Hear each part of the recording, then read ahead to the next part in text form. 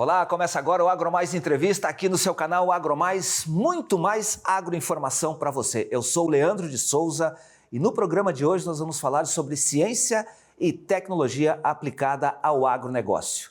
Você sabe, até o início dos anos de 1970, o Brasil era um país importador de alimentos. A partir dali, vários institutos de pesquisa e também a Embrapa, a Empresa Brasileira de Pesquisa Agropecuária, tinham um grande desafio: tornar a vastidão do Cerrado uma área produtiva. Em 50 anos, o que aconteceu foi uma mudança radical. O Brasil se transformou num dos maiores exportadores de alimentos do mundo. E para falar sobre este assunto, eu converso agora com a presidente da Empresa Brasileira de Pesquisa Agropecuária, Silvia Masruá, que está me dando o prazer de comparecer aqui pessoalmente ao nosso estúdio. Obrigado pela gentileza, presidente. É um prazer recebê-lo. Eu que agradeço a todos vocês pela oportunidade de estar aqui no AgroMais, batendo um papo com você. Nossa, a gente fica muito feliz pela sua presença, exatamente para comemorar os 52 anos da Embrapa.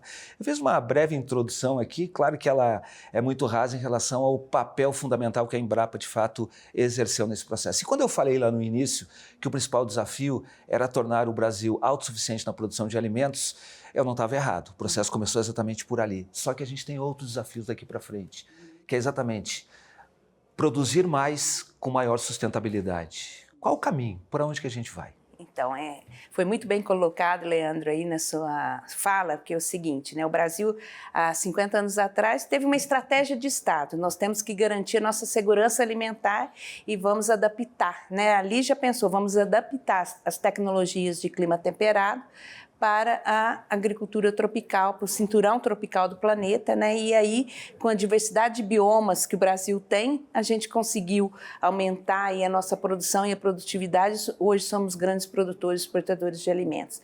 Mas nós temos um grande desafio hoje, que é justamente aumentar. Nós temos o desafio de alimentar. Até 2050 seremos, segundo dados da ONU, 9 bilhões de pessoas. Então, aumentar a produção de alimentos no mundo é esperado um aumento de 70%, e que pelo menos 50% venha do Brasil, aproximadamente, né?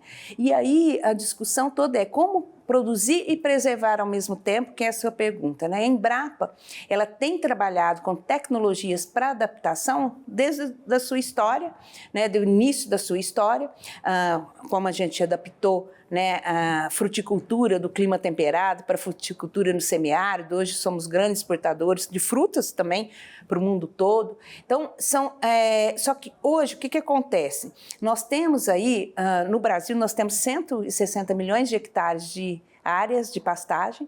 Dessas 40 milhões de hectares têm aptidão agrícola, e nós já fizemos um estudo que 20 milhões de hectares ela tem uma degradação severa ou moderada que poderia ser utilizada para a produção de alimentos. Então você consegue aumentar a produção de alimentos sem precisar de expansão de área. Então hoje é um outro momento que a gente vive, né? Então a gente fez um trabalho na Embrapa até fazendo a análise de como dessas áreas, qual a maior aptidão agrícola, ou passar de um pasto mal manejado para um pasto bem manejado, ou entrar com a agricultura, ou com um sistema consorciado, um sistema integrado, integração lavoura-pecuária. Ou seja, tornar mais intensa a atividade naquela área. Uhum. E pensando na sustentabilidade nas 6 dimensões, ambiental, econômica e social. Mas como fazer isso sem esgarçar, por exemplo, a possibilidade produtiva desta terra? Que elementos hoje são utilizados para isso? Num primeiro momento, por exemplo, quando eu falei lá no início dos anos 70, era você corrigir a acidez do solo do Cerrado, e isso foi descoberto depois, quer dizer, foi uma grande descoberta, hoje já é uma coisa dominada por todo mundo. Sim. Qual é o caminho, por onde passa a nova tecnologia hoje? A nova tecnologia hoje, ela passa para de novo, a plantação, né? Você começa a agricultura, ela começa do solo. Então, conservação do solo. Então, aí vem os conceitos de agricultura regenerativa, como que nós vamos recuperar aquele solo, com as principais técnicas, né?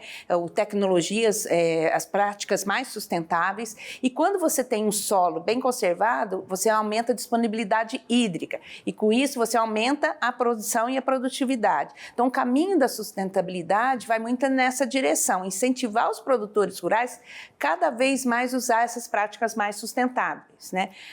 A gente está falando de inteligência artificial, uso de biotecnologia, nanotecnologia, quer dizer, são palavras que muitas vezes estão muito distantes da vida cotidiana das pessoas, elas não compreendem muito bem.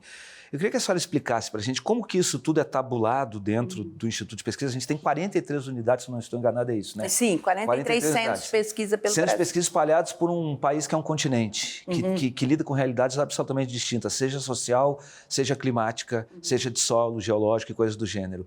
Como tabular isso tudo e construir uma política pública utilizando, por exemplo, essas tecnologias que eu acabei de falar aqui, e depois a gente pode trabalhar em cima de cada uma delas, da melhor maneira possível, vislumbrando isso que a gente falou agora há pouco, maior produtividade com o menor uso do recurso natural. Bem, a pesquisa, né, ela é baseada em 2 princípios, na teoria e na experimentação.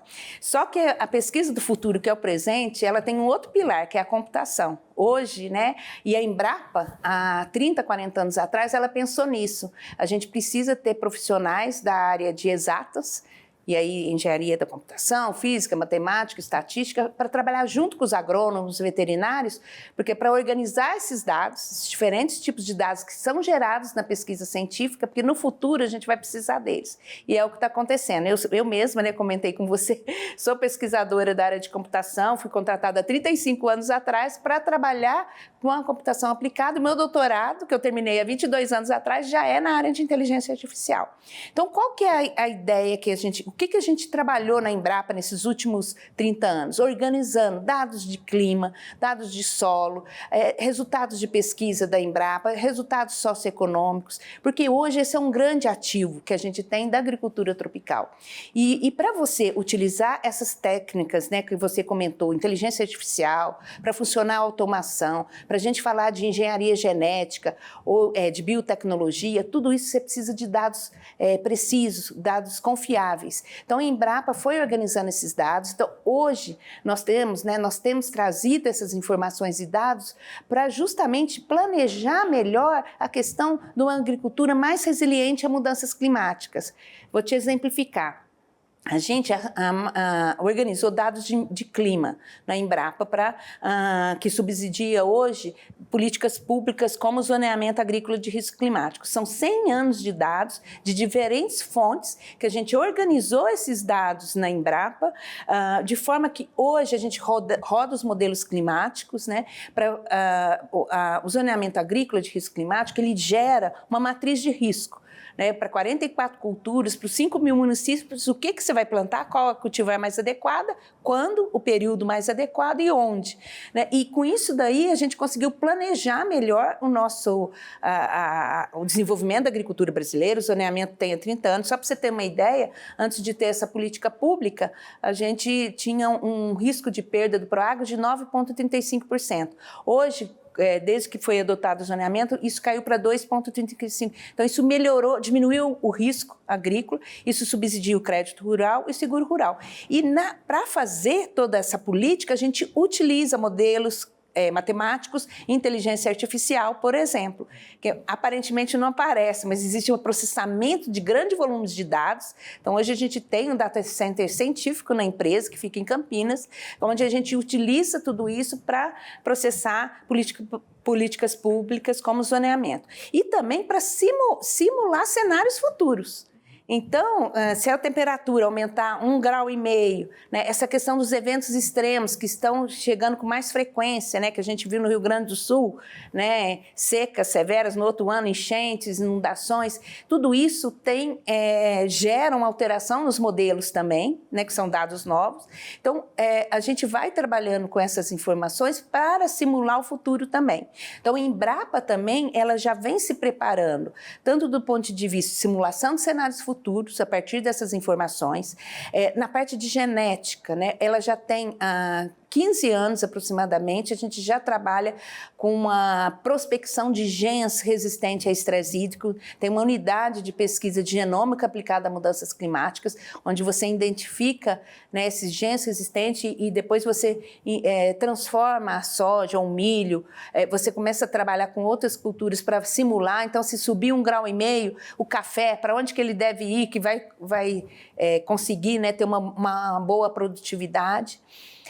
Então, nós temos trabalhado Hoje, na Embrapa, a gente tem que ter uma visão dessa agricultura mais multifuncional e aí equipes multidisciplinares trabalhando para resolver os problemas, pensando aí que nessa agricultura mais sustentável, mas também nós temos algumas mudanças, transições que estão acontecendo, né? Por exemplo, a transição nutricional. Né, hoje um consumidor muito mais preocupado com nutrição e saúde, origem dos alimentos. Então, você tem que trazer transparência ao processo de produção. A transparência não é porque só o mercado internacional exige da gente. O nosso próprio mercado consumidor exige e vai exigir mais. Mas como tornar isso mais transparente? Se a gente está falando de situações, por exemplo, que elas são muito conhecidas, ou até mesmo a própria linguagem dentro dos laboratórios. Mas quando a gente fala em nanotecnologia, utilização de fungos, por exemplo, na agricultura, isso às vezes assusta as pessoas que cá fora estão, que não compreendem exatamente como é o processo científico. Quando se falou em transgenia no início, por exemplo, sempre se colocou muitas barreiras em relação a essa questão e até a qualidade do alimento. Como tornar, de fato, a pesquisa que se torna aplicada junto ao produtor também transparente para o consumidor final? Que, afinal de contas, é o que se busca, exatamente levar alimento saudável para a população. Então, além da sustentabilidade, a gente tem que trazer a rastreabilidade. Esse é um outro ponto dentro dos sistemas de produção. Que, aliás, animal bovino começou na Embrapa, inclusive. Exatamente, exatamente. Por quê? Porque a rastreabilidade ele já traz a transparência. Então, já muda a visão do consumidor. Quando eu chego, pego um produto na gôndola do supermercado, que eu tenho um QR Code lá e eu consigo ver, né? Hoje nós já temos o algodão, hoje todo rastreado, tanto que nós passamos a ser o maior exportador de algodão esse ano. Por quê? Você hoje tem nas camisetas, vem lá, o QR Code, você consegue ver qual o produtor que produziu. Isso vai aproximando o mundo urbano, que muitas vezes não entende, né, não compreende de perto, porque ele não vive ali no mundo rural. Então, por isso que a rastreabilidade é importante. E a rastreabilidade, aí você vem para tecnologias de novo, você vai vir com a blockchain, essas tecnologias que parece que é do mundo, é muito longe do agro, não é? Você tem que trazer isso para trazer essa transparência, para trazer sustentabilidade. No final das contas, é para melhorar, inclusive, o nível de renda do produtor também. Por quê? Ele trazendo essas tecnologias, ele vai trazer mais transparência e ele pode até trazer um selo de sustentabilidade, agregar valor no seu modelo de negócios e vender mais para o mundo urbano, porque vai entender melhor aquela tecnologia. Esse é um ponto. Outro que a gente vem trabalhando com a transição energética, as mudanças climáticas que a gente já comentou, a agricultura é um dos setores que pode produzir alimentos e produzir bioenergia ao mesmo tempo e contribuir, né, para que você tenha um planeta mais sustentável, vamos dizer, sem prejudicar a produção de alimentos. Eu quero aprofundar um pouquinho mais esse ponto, presidente, mas logo depois do intervalo, pode ser? Com certeza, muito obrigada. A gente vai para um intervalo rapidinho e volta já. Não saia daí.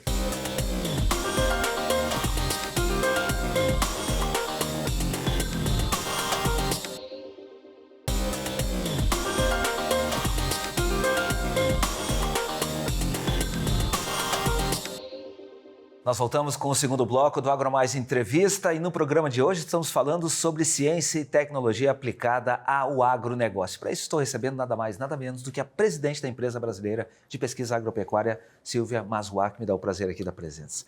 Presidente, no primeiro bloco a gente fez um apanhado geral sobre os rumos, talvez, da nova ciência a respeito da aplicabilidade dela na agricultura e a senhora, no finalzinho do bloco, me deu um gancho importante que é um novo papel, talvez, da agricultura, que é exatamente gerar a biomassa, quer dizer, a produção de energia a partir do próprio sistema produtivo agrícola.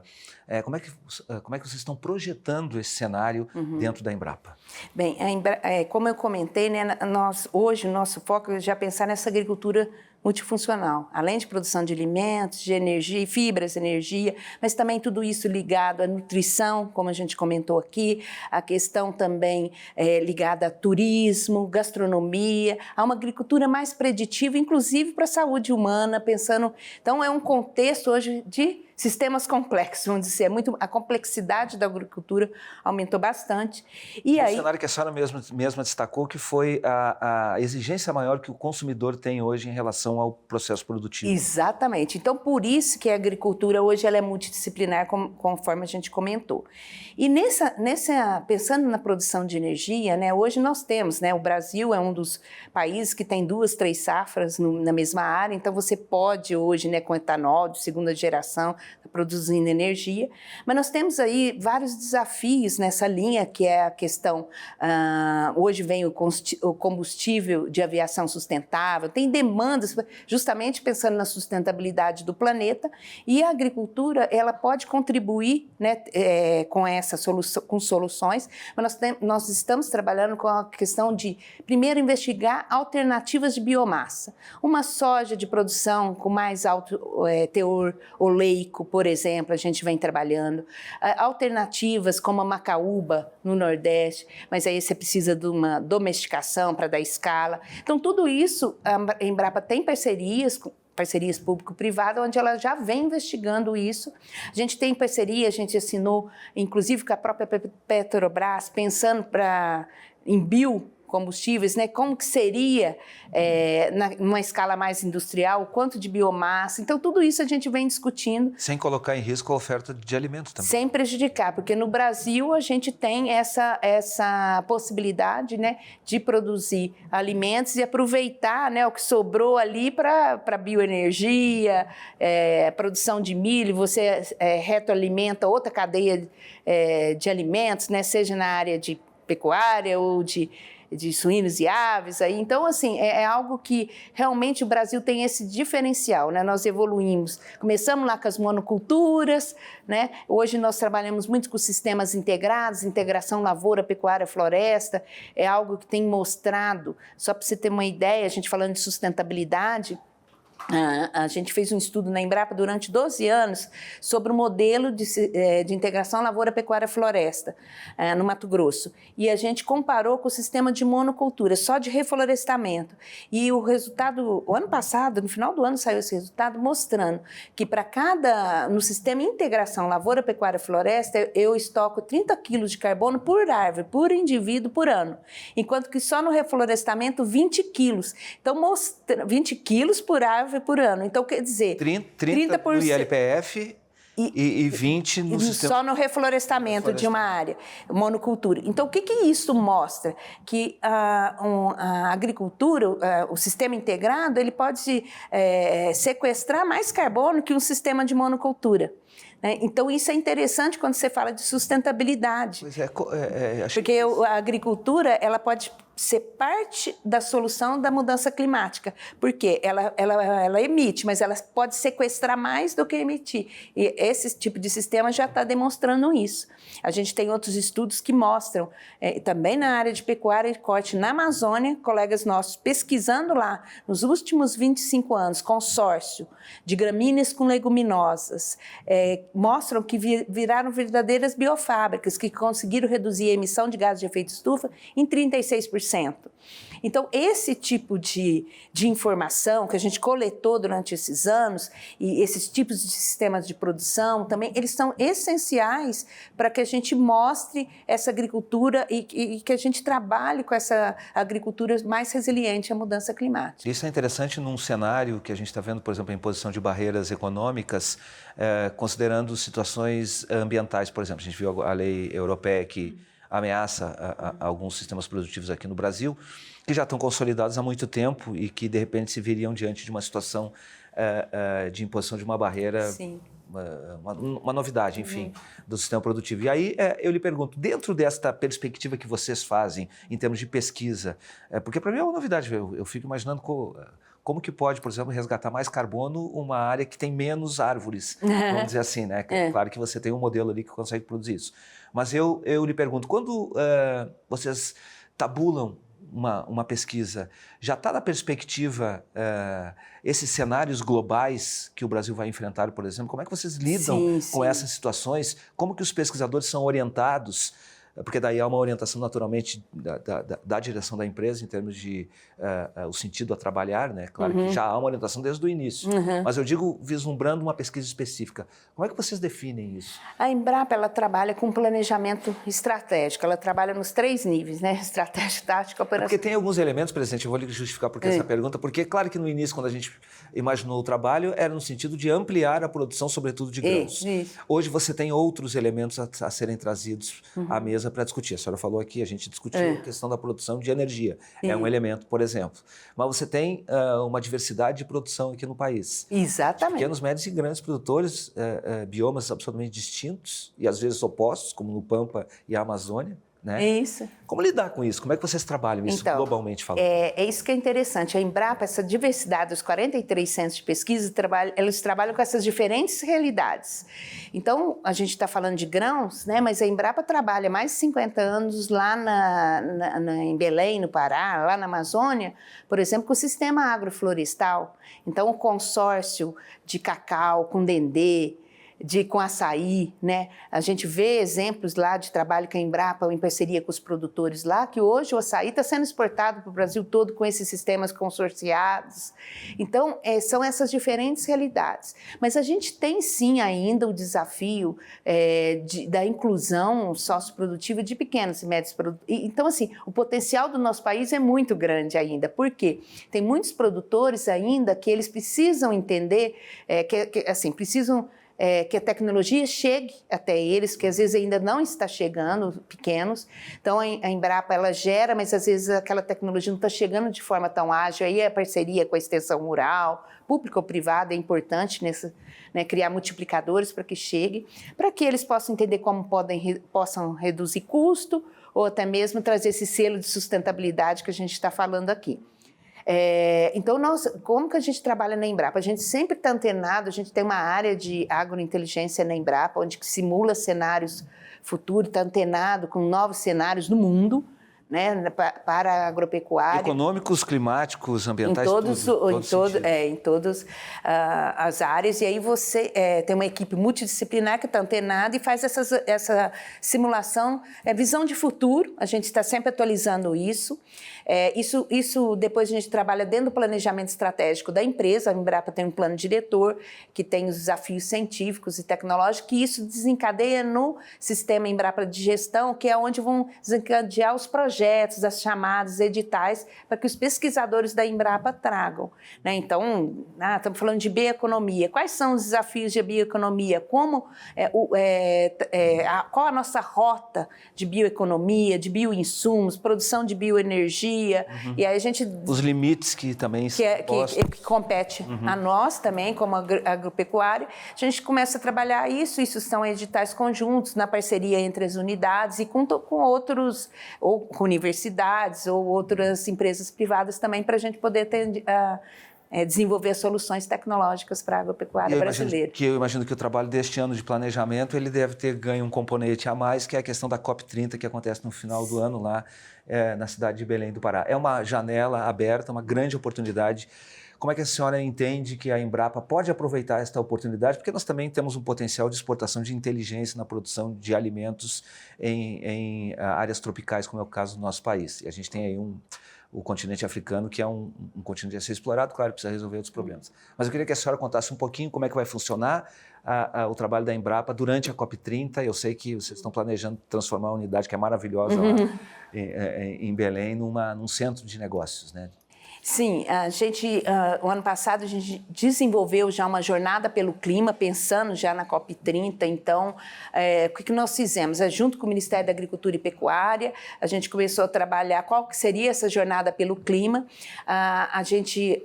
O que nós fizemos? A partir do dia 7 de maio agora, que a gente vai comemorar o aniversário de 52 anos da Embrapa, a gente vai fazer um primeiro diálogo pelo clima, né, da agricultura pelo clima, e aí a gente vai fazer mais 6 eventos nos diferentes biomas pré-COP, para que na COP30, em novembro, a gente traga, né, quais são as principais tecnologias que nós já desenvolvemos, né, que a gente vai estar apresentando lá na Embrapa Amazônia Oriental em Belém, mas também trazendo quais são os principais desafios que a gente tem nos 6 biomas brasileiros, para que a gente possa levar isso, que isso depois possa ser discutido e gerar novos projetos, né, pensando aí numa agricultura mais resiliente à mudança climática.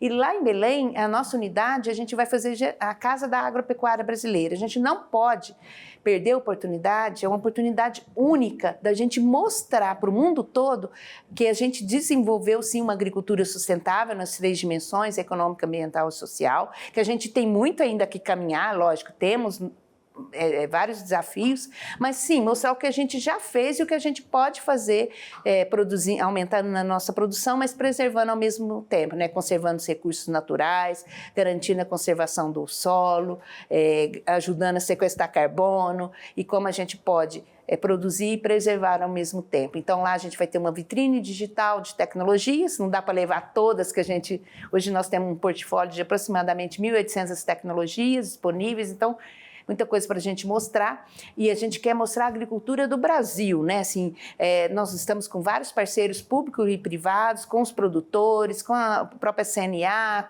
com o Senar, né? Com o OCB, vários parceiros trazendo para a gente mostrar juntos essa agricultura. Ali a gente está chamando de AgriZone, porque na COP, né, você tem a Blue Zone e a Green Zone, que é a área oficial da ONU, onde vai ser no Parque da Cidade de Belém, que fica a 1,5 km da unidade da Embrapa. Dá para ir a pé? Dá para ir a pé, mas nós vamos trabalhar com comitivas, indo lá para poder visitar. E lá também tem um ambiente de discussão, com painéis, onde nossos pesquisadores vão estar participando e mostrando essa agropecuária brasileira. Uma grande vitrine aí que a gente vai ter da tecnologia, da biotecnologia aplicada ao agronegócio. Maravilha, desejo sucesso para vocês lá, para o Brasil, né? Porque afinal de contas é um grande evento que vai atrair os olhos do mundo inteiro. É isso aí. Sucesso lá no evento, sucesso para a senhora aí pelos 52 anos.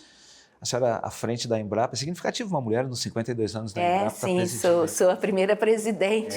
Sou pesquisadora de carreira da Embrapa, então para mim é um orgulho muito grande, uma honra muito grande e uma responsabilidade muito grande. Maravilha. Né? Presidente Silvia, muito obrigado pela gentileza da entrevista, foi um prazer enorme tê-la recebido aqui.